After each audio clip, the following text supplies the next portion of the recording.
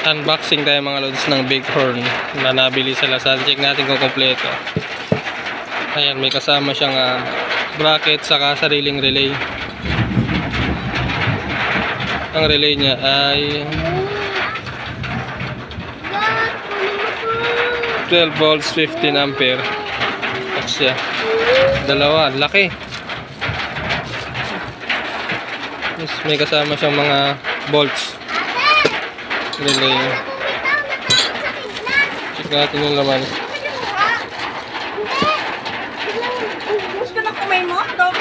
Grabe mga lods, ang laki. Mukhang lata. Lata siya, matibay. Tapos ito yung likod. Ang laki. Parang mangkok ng Paris ah. Dalawa mga lods.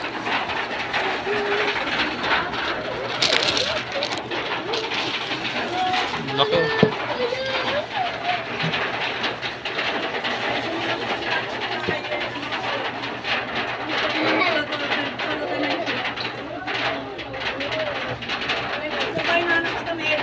So wala siyang kasamang shout out sa inyo mga lods.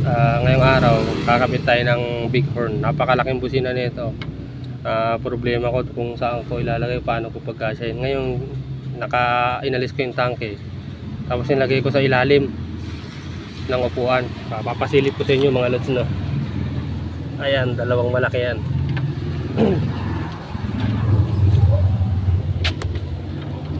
Yan lods. Ayan yung isa. Tapos yung isa nandito ko nilagay. Ayan. Dalawang malaking busina yan. So ngayon i-install natin. Yung relay niya maliit. Hindi ko ginamit. Gumamit ako ng mas malaking relay. Kasi hindi niya mapagana ng maayos. So gumamit ako ng relay na Bosch na SPDT. Tapos gamit tayo ng interrupter relay.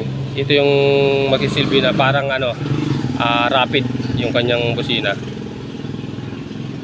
Pinuputol-putol niya. Mamaya tetestingin natin kasi tulog pa yung mga tao rito, baga pagalitan tayo. Tetestingin ko mamaya sa C5 kasi masyadong malakas to mga lods. Napakalaki na itong busina na to.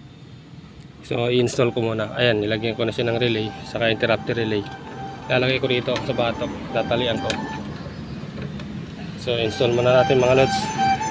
Mga lods, nakabit na natin dalawang malaki.